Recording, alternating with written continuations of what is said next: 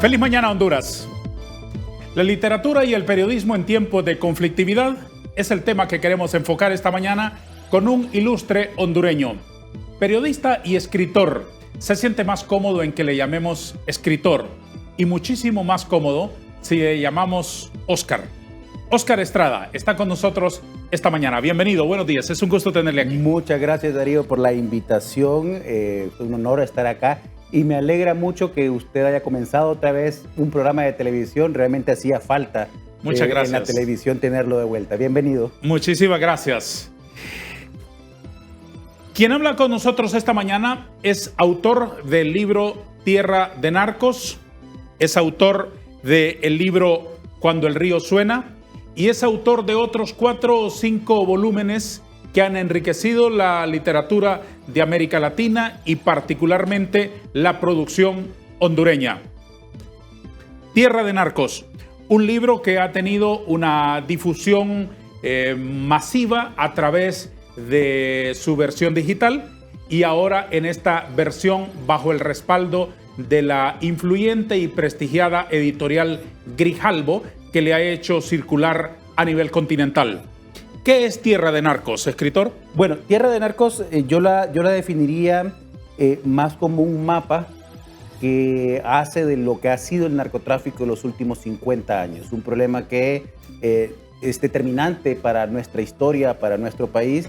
Lo escribí un poco buscando entender toda esta gama de nombres, de personajes que han ido apareciendo desde el matrimonio Ferrari y el asesinato ya por el 76, 78, Ramón Mata Ballesteros, Wilfredo Leva Cabrera y todos los distintos actores que se fueron vinculando con, que fuimos conociendo a través de la noticia con el narcotráfico y especialmente a partir del año 2000 a la fecha, que es ya la última etapa que estudia el libro y pues se hace un poco con el entendido, con la intención de que nos sirva como un mapa para poder entender también cómo es que ocurre que el narcotráfico termina vinculándose tan estrechamente con el capital político. ¿Cómo se produjo el clic suyo intelectual para escribir sobre un asunto tan escabroso y que tiene tanta documentación diseminada en tantos sitios y en tantas fuentes? Bueno,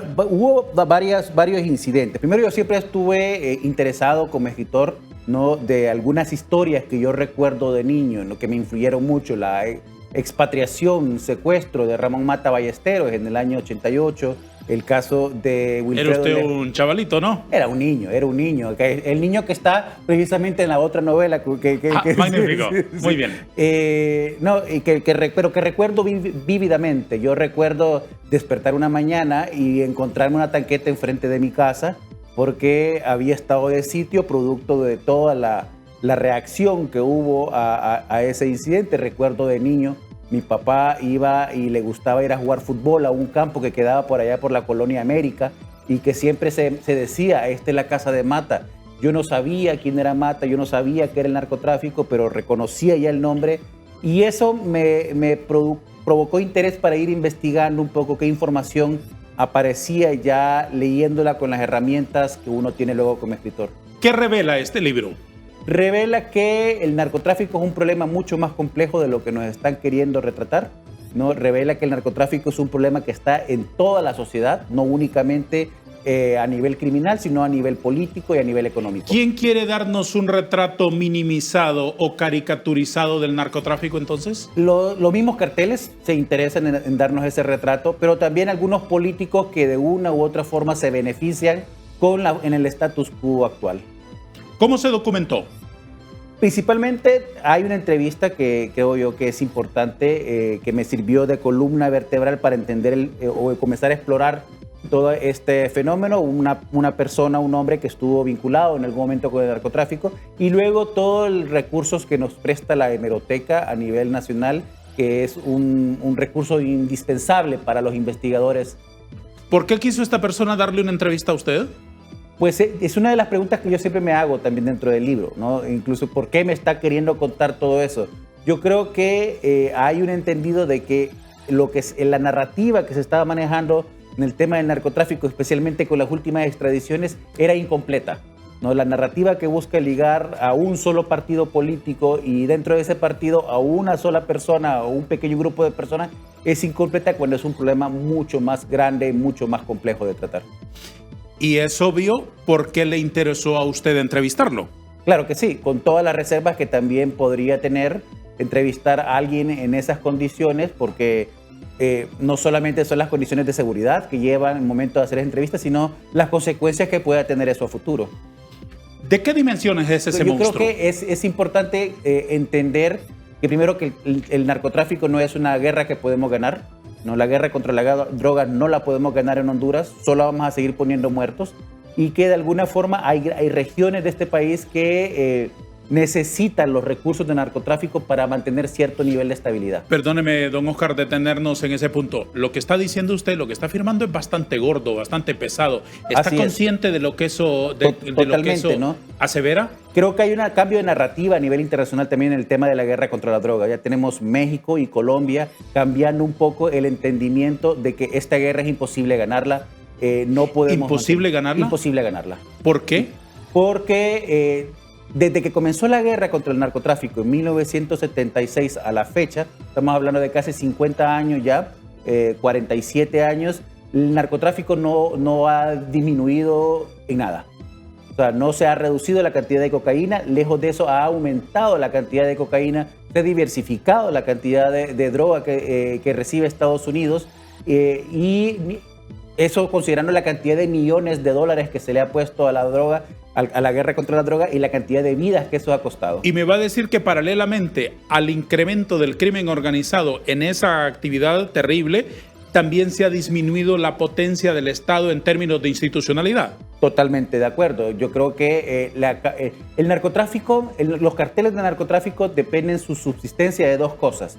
Su capacidad de filtrar el poder, el control del territorio y su capacidad de cambiarse, de mutarse según las estrategias de persecución que tenga. Eso es lo que garantiza el éxito de los carteles, ¿no? Y usted articula un cartel hoy y mañana aparecen 3 carteles porque el flujo de la droga sigue pasando hacia Estados Unidos. El debilitamiento de la institucionalidad es el único de los factores que favorece una atmósfera proclive al crecimiento del crimen organizado en estas tierras, ya no solamente la hondureña, digamos en la faja centroamericana. Yo creo que es uno de los factores, pero además hay un tema importante de reconocer, y es que el narcotráfico es un problema de pocos. O sea, somos pocos en la sociedad de Centroamérica y que le interesa o que está preocupado o que ve el afecto que trae el narcotráfico en nuestras sociedades. La gran mayoría de la población tiende a celebrarlo, tiende a exaltarlo, ¿no? Toda la narcocultura es un tema súper importante que no la podemos tampoco prohibir porque tenemos todo el acceso ya a la comunicación en otras vías que nos sigue recibiendo TikTok, Instagram, están filtrados por la narcocultura. ¿Por qué ocurre eso? Un poco porque hay una desesperación. El modelo capitalista que nos vendieron hace 40 años fracasó. O sea, lejos de sacar de la pobreza a grandes sectores de la población, las ha metido en la pobreza, y dentro de esta desesperación el narcotráfico se ha vendido como una forma de salir de la pobreza, de la marginación, del ninguneo que hace constantemente la sociedad a grandes sectores de la población. Y tiene mucho fermento en la cultura pop, por así decirlo, el hecho de que a los que se ponen al margen de la ley se les idolatra, se les levanta como héroes, se les levanta como gente invencible, ¿acaso? Y no solamente eso, sino que cuando lo juntamos con el debilitamiento institucional, vemos que además tienen éxito. Vemos que además se colocan como personas de respeto, como empresarios exitosos, como políticos exitosos. Casi como modelos de nuestros niños. Como modelos de nuestra sociedad, sí. Y lejos de tener como modelo un modelo de trabajo en una sociedad que además no tiene fuentes de trabajo, para la mayoría de la juventud, el narcotráfico se vende como esta opción. Don Oscar Estrada, ¿escribir sobre estos asuntos tan escabrosos conlleva riesgos? Conlleva riesgos, ¿no? Creo yo que tratar de escribir con honestidad sobre casi cualquier cosa en este país conlleva riesgos cuando uno profundiza, ¿no? Obviamente hay intereses económicos, intereses políticos que preferirían que no se mencionara esa cosa, pero también hay una responsabilidad que tenemos como escritores. Y además el riesgo de no ser exacto, de no ser preciso, de no ser rigurosamente científicos a la hora de plasmar una verdad en una especie de documento que queda, ¿no le parece? Sí lo hay. Afortunadamente para esta edición particularmente conté con un equipo de abogados por parte de la editorial Grijalbo.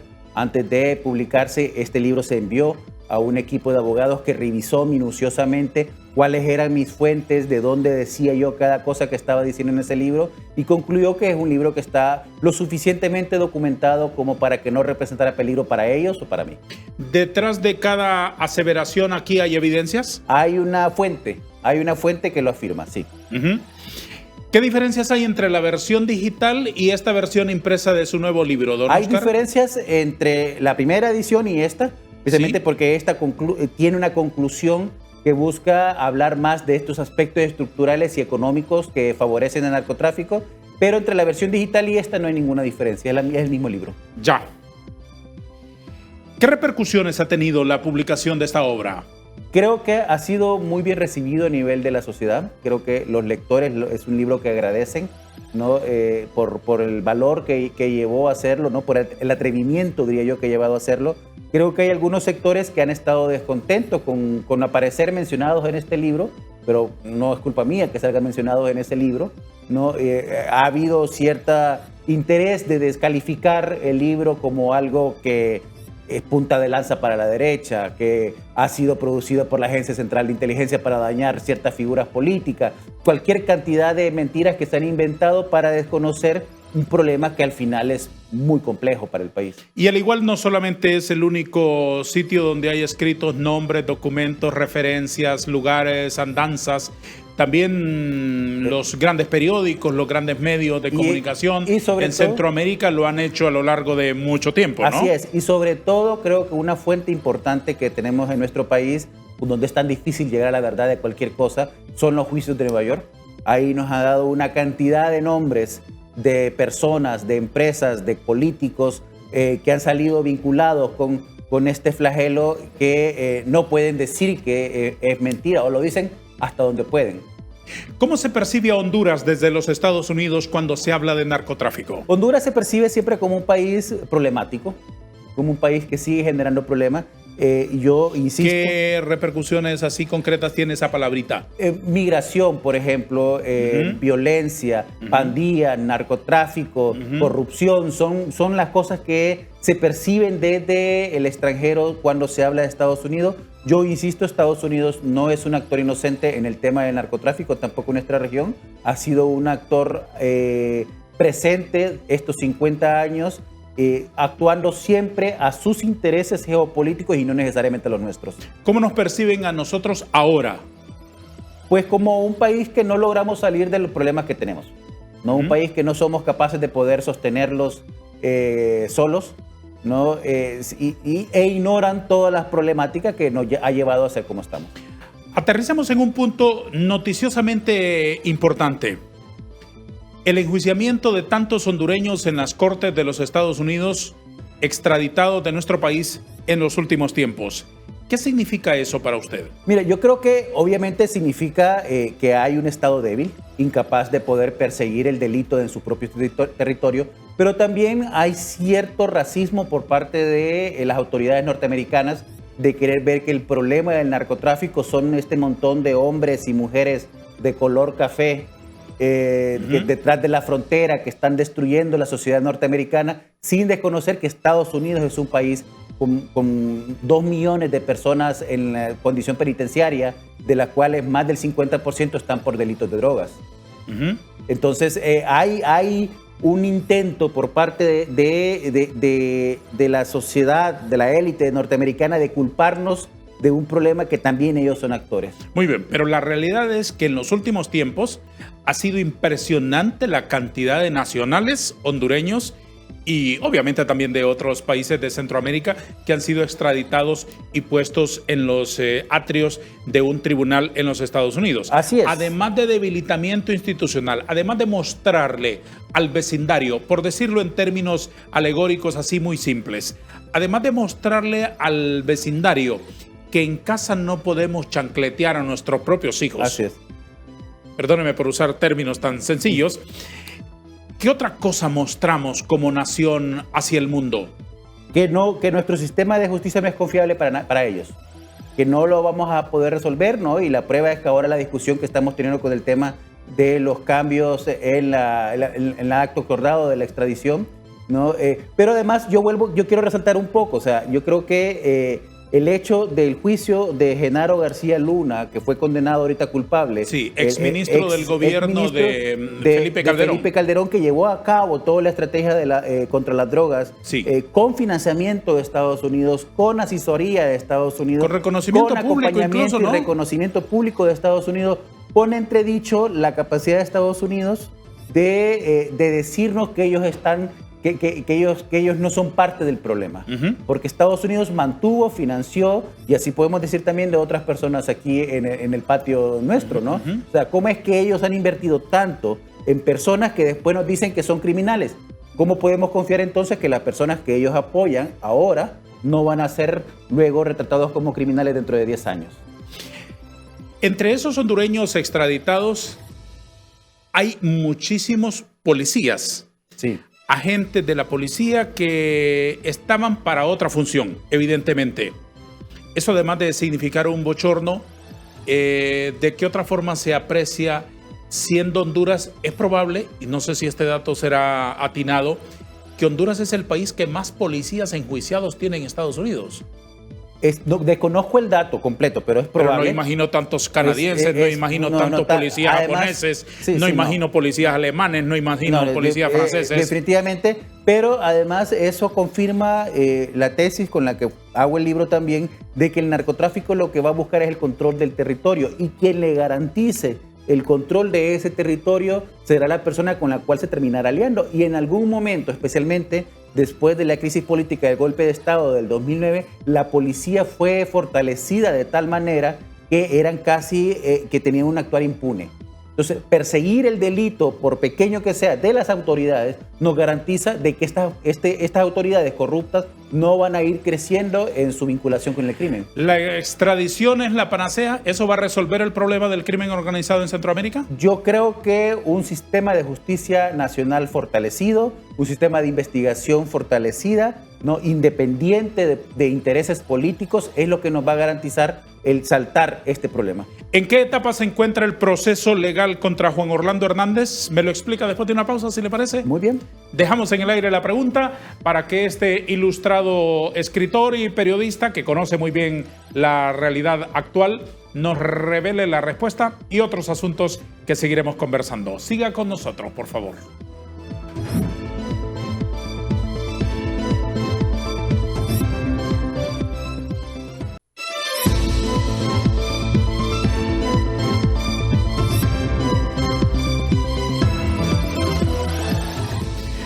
Converso esta mañana con el autor de muchos libros, entre ellos estos que tengo aquí en mis manos. Cuando el río suena, algo trae el río, ¿no? Cuando suena, una serie de historias interesantísimas que he disfrutado leer. Y Tierra de Narcos, cómo las mafias se apropiaron de Honduras. Con don Óscar Estrada estoy conversando aquí. Me detuve y creo que leí 2 veces una página de este libro, porque es encantador el ritmo que tiene esta narración. Es nada más un pequeño fragmento. Era ya pasado el mediodía y apenas había descansado. Con el revólver en la mochila me dirigí al Parque Obelisco. Yo sentía en mi espalda el calor del arma. ¿Para qué otra cosa podría usar una pistola en Comayagüela?, me pregunté, y vi el universo de posibilidades que se abrían ante mí. Es impresionante cómo reta la imaginación esa parte. Podría usarla para defenderme, pero para eso tendría que tener enemigos, o en su defecto, hacerlos. Cosa que me parecía difícil de lograr porque para ello necesito tomar en serio a alguien. Que si no, los enemigos son como siluetas de cartón. Podría asaltar un banco, pensé, buscarme una novia y ser una especie de Bonnie and Clyde. Ella dispara y yo conduzco por las calles de una Comayagüela deprimida. Pero para ello se necesita ser valiente y yo nunca lo he sido. O ser Harry el Sucio y rescatar la ciudad del Escorpión sobre la azotea del Banco Central, disparando con la mano izquierda sobre el martillo y un cigarro a medio fumar entre mis labios. Pero como Mayagüela tiene muchos escorpiones y yo solo tenía una bala. Tiene un ritmo, es un agasajo la lectura de estos ensayos que son además un retrato de historias con un ritmo, con una cadencia que me gustó muchísimo. Muchas gracias. Que me gustó muchísimo. Muchas gracias. Es mitad estricta realidad y mitad ficción, supongo, ¿no? Obviamente está filtrado por mi propia vida, ¿no? Hay mucho ahí que está puesto. Es un libro que considero yo muy honesto. Sí, recuerdos suyos de sus mocedades mismas, recuerdos ¿no? míos o de gente cercana a mí, sí. ¿no? Que luego incorporo dentro y empiezo yo a trabajar, a moldear ya con el oficio.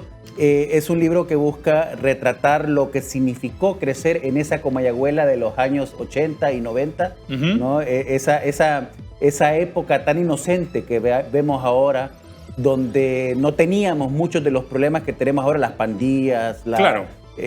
Pero igual era una sociedad muy violenta, que también está retratado ahí también. Desde luego, ya hablaremos de ese y de sus otros volúmenes, sus otros libros.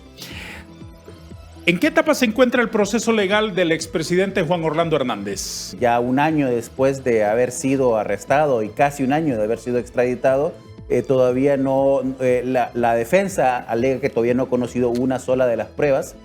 Entonces, y hasta que la defensa no conozca las pruebas, ellos tampoco van a poder presentar qué pruebas van a construir ellos para rebatir las pruebas de la fiscalía. Esa etapa va a tomar algunos meses, todavía no se sabe si va a ser un solo juicio, como se dijo en la última audiencia con los tres implicados en lo que la fiscalía califica como una estructura criminal. ¿Cuáles tres implicados? El oficial Pineda Hernández y el oficial Bonilla, Juan Carlos Bonilla. Entonces, el último que ocurrió, se dijo que iba a ser un solo juicio con los tres. ¿Esa es una decisión del juez? Esa es lo que se decidió en la audiencia anterior, pero ahora las defensas, tanto de Hernández como de Bonilla, están pidiendo que se separen los juicios porque ellos consideran de que tener los tres juicios crearía una imagen ya desfavorable por parte del jurado. ¿Cuánta posibilidad hay de que prospere esa petición de las defensas?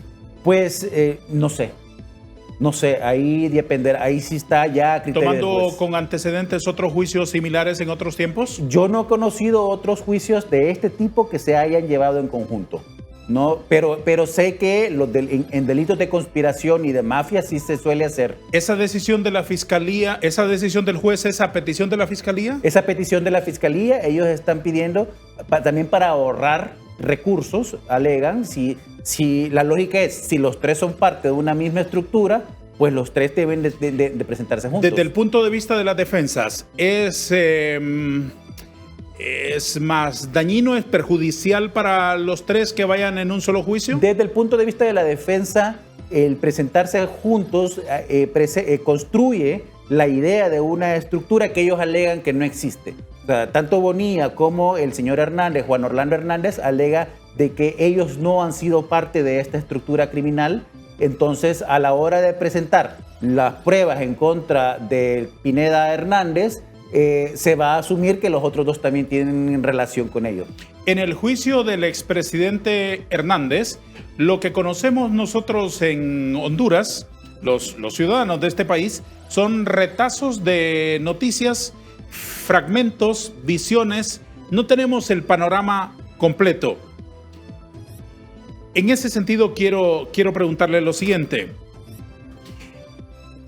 ¿Cuánta fuerza tiene la Fiscalía en carga de evidencias en contra del expresidente Hernández Alvarado?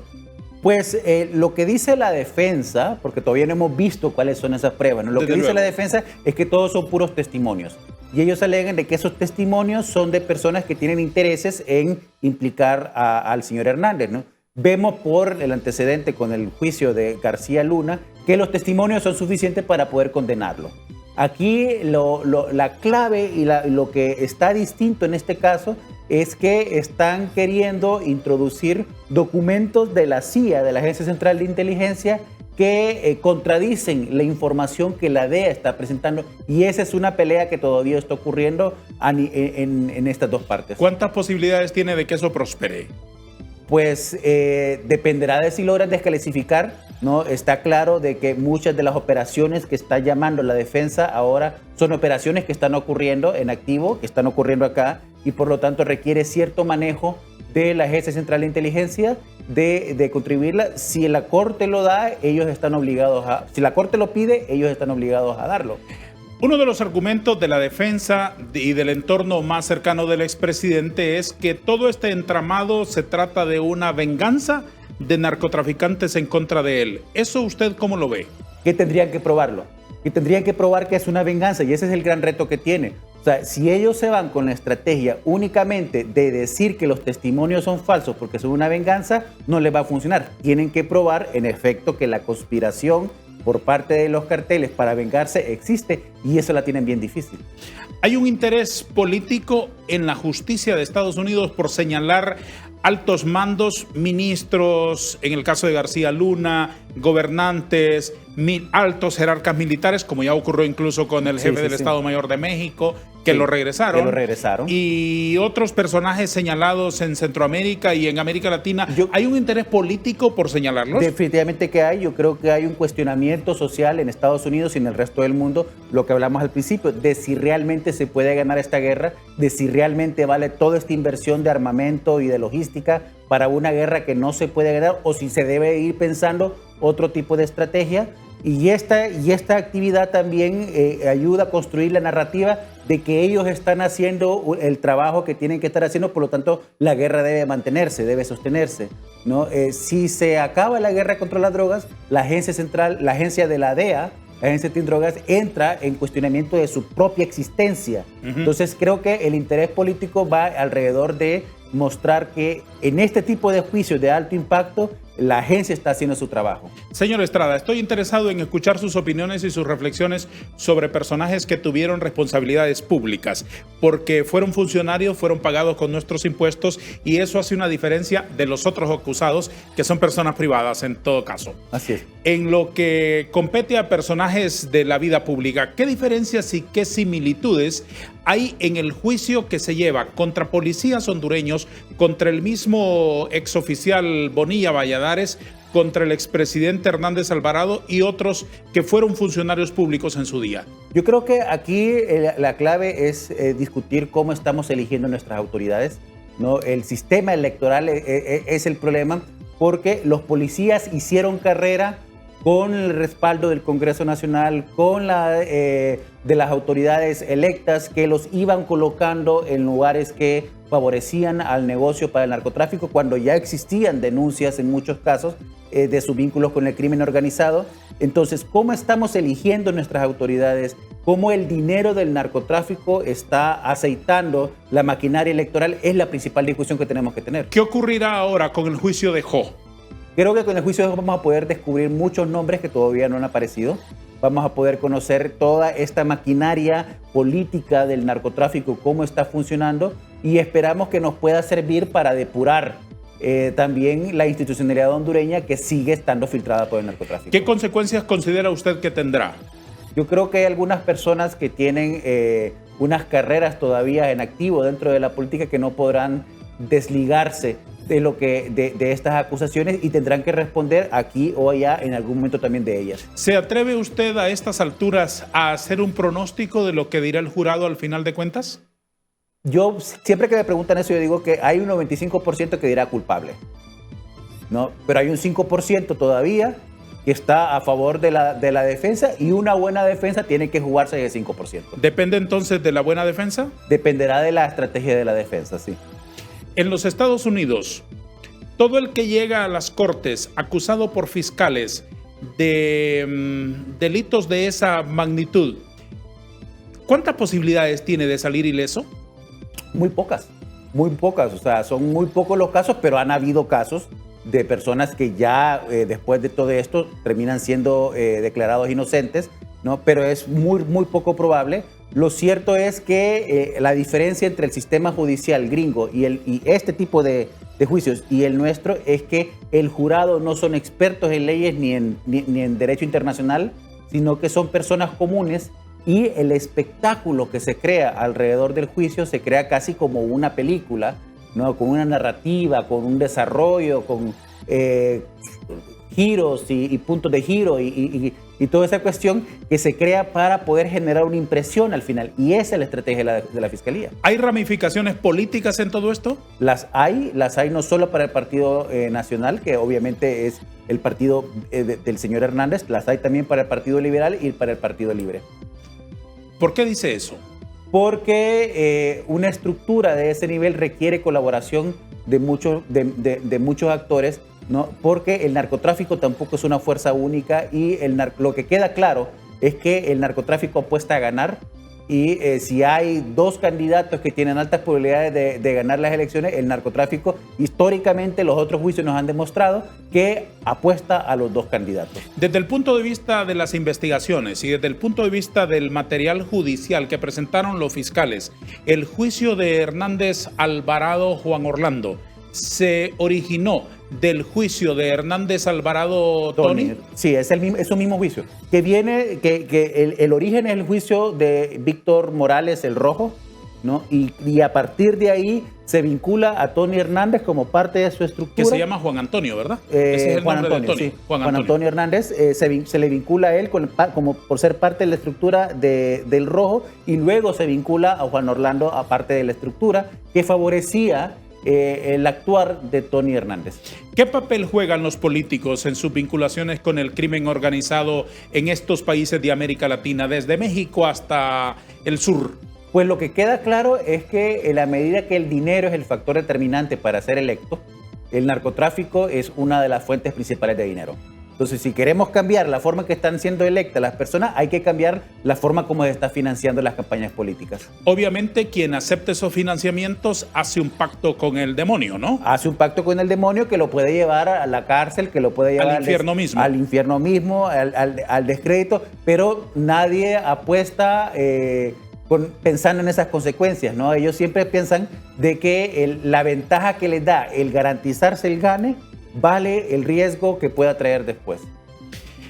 ¿Por qué pasillos desfilan en la Honduras actual los extraditables pendientes de que se revelen sus nombres? Por los mismos pasillos que circula la élite actual, ¿no? El narcotráfico está filtrado en el gobierno, en los partidos políticos, en el Congreso Nacional. O sea, los narcotraficantes, antes de ser narcotraficantes, también se disfrazan como empresarios exitosos, se disfrazan como personas de la sociedad, ¿no? Es sorprendente ver cómo algunas figuras que luego fueron extraditadas aparecían en las páginas sociales, en sus fiestas y todo. O sea, se mueven en los mismos círculos donde se mueve la élite. ¿Conoce usted de los rumores que hay por reformar el método de extraditar nacionales hondureños hacia los Estados Unidos en estos tiempos? Yo creo que es una discusión importante de tener. Primero, reconocer la forma en que se forzó al Congreso Nacional y por qué, las condiciones que habían en el 2012 que crearon la extradición de la forma que, el acuerdo acordado de la forma que hizo. Creo que es un mal momento para este gobierno, para esta Corte Suprema de Justicia, de mover ese tema cuando todavía no ha demostrado un verdadero interés de perseguir el crimen. O sea, hay una ley de colaboración eficaz que debe de aprobarse en el Congreso Nacional. Hay una CICI que debe de meterse al país, que es un reclamo ciudadano precisamente por toda la impunidad. Y tratar de meter la discusión de la extradición en este momento solamente empaña los intereses de la Corte. ¿Y entre qué extremos está moviéndose esa discusión? ¿El auto acordado o una ley? ¿O eliminar ambos factores? ¿De qué estamos hablando? Pues como siempre en estas discusiones no tenemos claro en la ciudadanía y todo se mueve alrededor de rumores. Sé que está hablándose de reglamentar el acuerdo de extradición, que creo que es importante. Hay muchas injusticias que se han cometido. Es decir, darle cuerpo al auto acordado de la Corte Suprema de Justicia. Darle cuerpo al auto acordado, creo que es importante hacerlo, pero creo que es un mal momento para hacerlo ahorita. ¿Cuándo es el momento adecuado? Después que hagan las otras leyes que nos garanticen que hay un interés por parte de este gobierno de combatir el crimen organizado. ¿Ese auto acordado de la Corte Suprema de Justicia debiese ser sustituido por una ley que también elabore la Corte Suprema de Justicia y bajo la iniciativa de ley que tiene al Congreso, la someta a conocimiento del Parlamento? Creo que sería la forma apropiada. El Congreso Nacional ha demostrado que en este momento no es de confiar, ¿no? A nivel de todas las fuerzas políticas que no se logran poner de acuerdo en cuestiones tan complejas como esa. Meter la elaboración de esta ley al Congreso Nacional, que lo elaboren ellos, entraría dentro de los intereses y los juegos políticos que tiene cada una de las fuerzas. ¿A qué le teme usted? Yo le temo a que se manipule la ley para seguir favoreciendo a las mafias que controlan este país. ¿De algún signo político en particular? No, de todos. Es que yo considero de que las mafias y el narcotráfico no tienen partido político. Ahora bien, ¿cuál es la visión a largo plazo de los Estados Unidos, que es una víctima principal, digamos, en el escenario del crimen organizado de América Latina hacia el norte? ¿Cuál es la visión de ellos a largo plazo para contribuir institucionalmente como país, como una nación poderosa, fuerte, interesada en resolver este enredo? Yo creo que hay varias discusiones que van a ir ocurriendo en el transcurso de los próximos años, décadas quizás, ¿no? Que van a cambiar un poco esta dinámica. Una de ellas es precisamente la legalización de la cocaína, ¿no?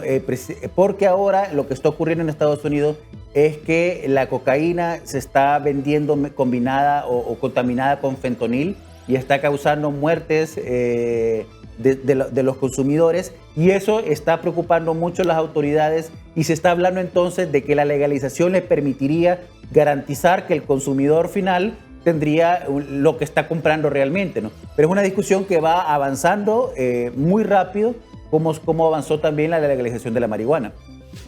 Y en ese sentido, ¿cuál cree que debería ser la actitud de Honduras frente a un enemigo poderoso, monstruoso, difícil de dibujar todos sus contornos, y que significa un crimen multinacional, una amenaza enorme para un país tan endeble institucionalmente como el nuestro? Pues ahí lo está diciendo, fortalecer la institucionalidad.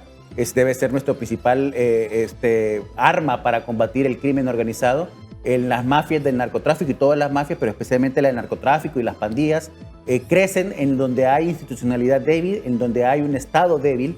Y si queremos combatirlo, realmente no es poniendo policía ni saturando las calles, sino es fortaleciendo la institucionalidad que garantice a la población que el Estado está cuidándolo. Seguridad social, escuela, hospitales, calles, trabajo. O sea, esa es la inversión que debe de hacerse en aquellas zonas del país que están siendo más marginadas y que están siendo víctimas también de estos Si flagelos. uso yo allí una metodología inversa, podría entender entonces que donde no hay escuela, donde no hay oportunidades, donde no hay empleo, donde no hay salud, donde no hay un panorama claro en esa pequeña comunidad, en ese pequeño barrio, por muy rural que sea o que parezca, es donde está el fermento para que el crimen organizado pueda capturar a nuestros jóvenes. Así es, y veamos qué opciones le estamos dando a los jóvenes. O sea, un joven ahorita que se gradúa de colegio, ¿qué opciones laborales tiene en el futuro, ¿no? ¿Qué estamos construyendo para ellos como sociedad? Que no sea obligarlos a migrar o obligarlos a formar parte de una pandilla, y con toda la maquinaria cultural que tiene también el narcotráfico, obligarlos a entrar parte del narcotráfico, que ya sabemos que no lo ven mal. Entre los que han solicitado ahora y los que solicitarán en extradición, probablemente derivados de los juicios que ahora se están entablando en los estrados judiciales de los Estados Unidos, ¿hay personas de mediano, de alto, de altísimo nivel? Yo creo que una estructura como la que acusan de haber sido conformada por el señor Hernández en Honduras no se sostiene sola con una persona. Obviamente requiere gente de muy alto nivel que le colaboró. ¿Puede ser que nos sorprendamos? Seguramente nos sorprenderemos. La última pausa del programa. Siga con nosotros, por favor.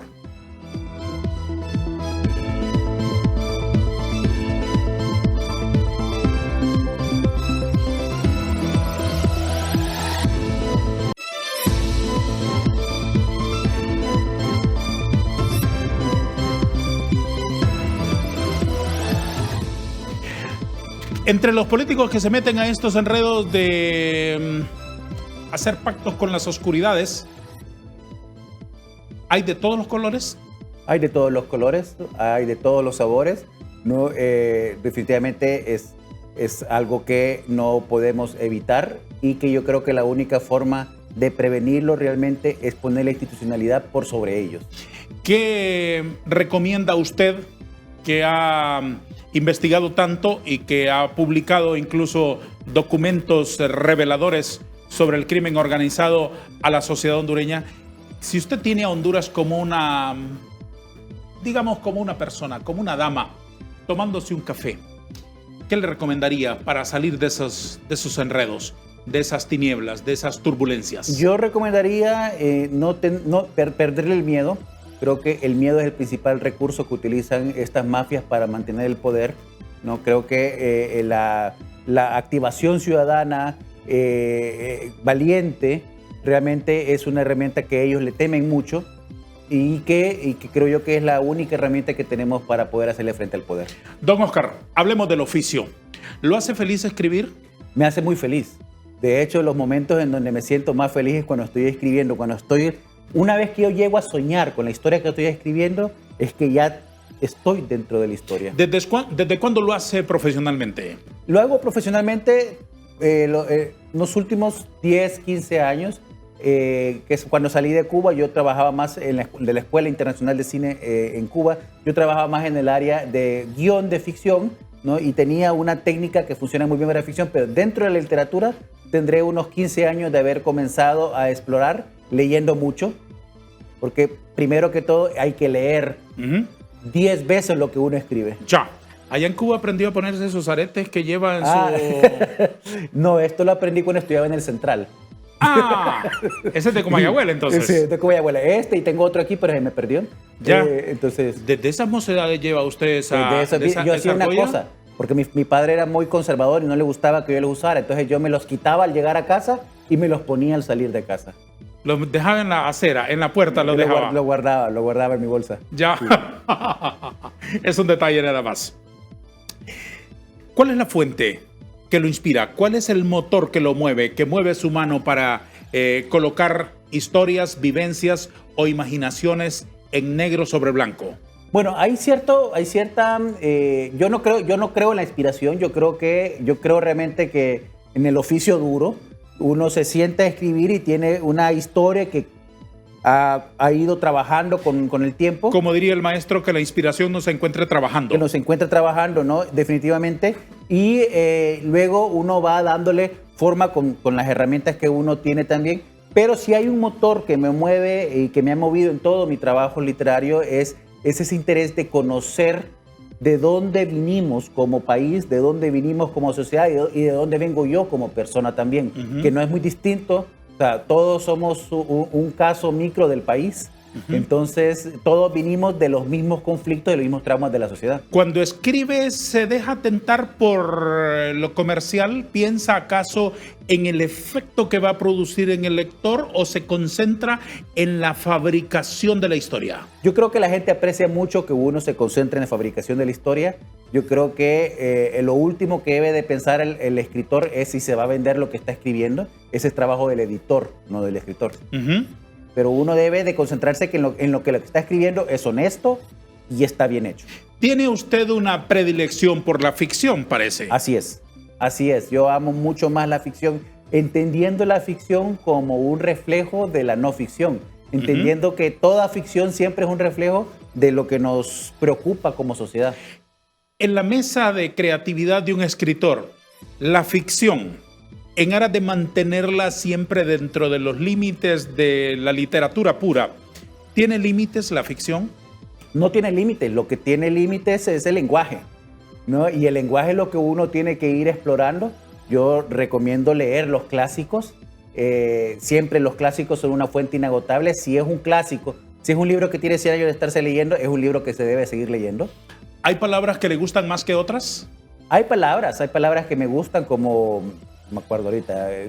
¿Cuál es su palabra favorita? ¿Cuál es la que le suena arrebol, más a música en sus oídos? Arrebol, ¿no? Arrebol. Sí. Es una linda palabra. Es una linda palabra. Hay otra palabra linda que suena más o menos con un final igual, que es caracol. Caracol. Es una palabra sonora con una cadencia muy bonita. Me gustan esas palabras que pueden a uno inspirarle más allá de y darle imágenes. Sí.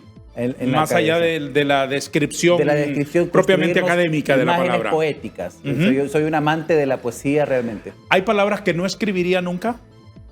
Depende del personaje. Yo creo que no puedo yo limitarme a palabras. Si un personaje las necesita para poder ser verosímil, si poder ser sólido, yo tengo que utilizar esas palabras. Hay temas, asuntos, personajes, situaciones, instituciones que son arenas movedizas que no se atrevería a pisar. Siempre las hay. Y en el tema del narcotráfico, obviamente, hay temas que yo no estoy interesado en conocer. Yo quiero conocer el narcotráfico de aquí para atrás. No tengo la condición, ni seguridad, ni infraestructura para poder hacer una investigación sobre cómo se mueve el narcotráfico ahora, ¿no? Entonces, evito, en ese sentido, meterme a esos terrenos porque creo que es mejor esperar que lo haga la Fiscalía de Nueva York y las autoridades aquí y después escribir sobre ello. ¿Y en otros asuntos? En otros asuntos... ¿Tiene temas que usted dice, no, si bien quiero escribir sobre ficción, sobre historias, darle rienda suelta a mi imaginación, pero hay esquinas por las cuales prefiero no transitar? Yo creo que como escritor es importante entender cuáles son los prejuicios de la sociedad y no intentar no reproducirlos, ¿no? Entender cuáles son... ¿A qué se refiere? Por ejemplo, no escribir exaltando la misoginia, o no escribir exaltando la homofobia, o no escribir exaltando el racismo, y pensar que porque la sociedad lo acepta y lo tolera, uno debe de escribir para esa sociedad. Yo creo que ahí son los límites que nos debemos de poner como autores. Y hace muy bien, me parece, porque si nos vamos a todo lo que celebra esta sociedad, hombre, terminaría la literatura siendo rehén más bien de lo absurdo, ¿no? No, yo creo que la literatura debe ser una guía para la sociedad hacia dónde moverse y no al revés. ¿Cómo hace para conservar la pureza del oficio de escritor? Leyendo, regresando a los clásicos, ¿no? Entendiendo qué es lo que se escribió ya en Honduras en los últimos 100 años. Hay una literatura hermosísima que está olvidada, ¿no? Y para mí hablar de ello es siempre un placer inagotable. ¿Qué aspectos de la literatura hondureña, de los libros, de las obras producidas en Honduras, aprecia su corazón con más ternura, con más sentimiento? Yo creo que yo quiero ver la literatura centroamericana más que la literatura hondureña porque nos da una visión panorámica mucho más amplia. Yo aprecio mucho que el valor del oficio que le daban los escritores que nos precedieron, ¿no? Hablo de escritores como Froilán Turcios o como Lucila Gamero de Medina o Rafael Elodoro Valle, Claudio Barrera, ¿no? ¿No? Entonces, entender que las condiciones en las que ellos escribían eran mucho más hostiles que las condiciones que tenemos ahora, y sin embargo ellos hicieron cosas maravillosas, es algo que nos debe inspirar. O la poesía de antaño de hondureños valiosos que hicieron una obra trascendente, que es una lástima ciertamente que ahora no se conozca y por lo tanto no se valore, ¿no le parece? Y es importante que los autores actuales también y los que hacemos cultura en esta sociedad mantengamos viva esa llama, ¿no? Lo hagamos también como un compromiso, porque entonces los que nos precederán luego, ¿no? Los que vendrán después tendrán el mismo compromiso con nosotros. ¿Le gusta la poesía, Estrada? Me gusta la poesía, claro que me gusta mucho la poesía. ¿Ha deslizado su lápiz alguna vez enhebrando algunos versos? Lo he hecho. Yo no me considero un poeta, ¿no? Yo me considero un amante de la poesía y a veces he escrito un par de versos, pero hay poetas aquí que son de gran valor que yo no me atrevería a ponerme al par de ellos. ¿En el futuro podemos ver algún libro de poesía suyos? No está en mis planes publicar un libro de poesía. Pero nunca se sabe, ¿no? Pero nunca se sabe. Yo creo que en literatura y con una inteligencia tan fértil como la suya, tan pródiga como la suya, no hay que decir de esta agua no beberé. No, claro que no. Es más probable que vean, estoy más interesado en trabajar guiones de cine en este momento, sí. Fantástico. Que ya se han llevado a la pantalla obras a partir de ideas suyas, ¿no? Así es. La última fue La Condesa, que se presentó, también estuvo en la televisión nacional hace unas semanas. Sí. No, se presentó en Honduras y es una película que se hizo en Estados Unidos, que es una exploración con los mismos obsesiones que tengo yo en toda la literatura. De los poetas hondureños, ¿cuáles son los nombres que están en los primeros lugares de su corazón? Yo creo que indiscutiblemente Juan Ramón Molina, que además escribió una novela para entenderlo. Péscame una sirena. Pero hay además otra serie. Bellezas, por supuesto. Otra serie de literatura muy linda, ¿no? Y de los escritores actuales, yo rescataría, ¿no? O sea, más contemporáneo, al mismo Roberto Sosa, que tiene unas cosas hermosísimas. La Casa de la Justicia de mi país, entré en la Casa de la Justicia de mi país y comprobé que es un templo de encantadores de serpientes. Hay muchos poetas jóvenes también que vale la pena leer. Valiosos. Sí. Valiosos y muy buenos y talentosos. ¿Qué se debe hacer con el talento de los escritores y de la gente que busca construir a través de la palabra un mundo mejor? Leerlos. Todo lo que los escritores quieren es que los lean. Me basta esa respuesta. ¿Quiere dejar un saludo final para la audiencia que esta mañana ha sido tan gentil en acompañarnos? No, pues mi agradecimiento primero por permitirme este espacio para hablar de mi trabajo, es algo de lo cual me siento orgulloso también. Y mi invitación a las personas que nos ven hoy a que consuman literatura hondureña, a que consuman arte hondureño, a que piensen que los artistas estamos poniendo también mucho de nuestra parte para hacer de este país un mejor país a través del arte. ¿Dónde se pueden comprar sus libros? Están en las principales librerías, Metromedia, OIM, Navarro, Guaymuras, todas las librerías de Tegucigalpa y San Pedro Sula, ahí se encuentran los libros. Le deseo el mejor éxito. Muchas gracias. Todos los éxitos del mundo se los deseo a un creador como usted, magnífico, que escribe tan fantásticamente. Muchas gracias, don Darío. Es un honor estar aquí con usted. El honor ha sido nuestro. Le agradezco mucho y le deseo lo mejor, muchísimos éxitos y que la palabra escrita lo lleve muy, muy lejos, incluso a escenarios que usted ahora ni siquiera imagina. Ojalá. Ese es mi deseo. Ahí le contaré. Gracias, don Óscar Estrada. Estaremos nosotros para leerlo y para aplaudirle. Muchas gracias. Muchas gracias. A todos, queridos amigos, gracias por haber acompañado nuestra entrevista de hoy con el gran escritor hondureño don Óscar Estrada. Lo mejor que podemos hacer por nosotros mismos y después por él es leer lo que escribe. A todos, gracias. Adiós.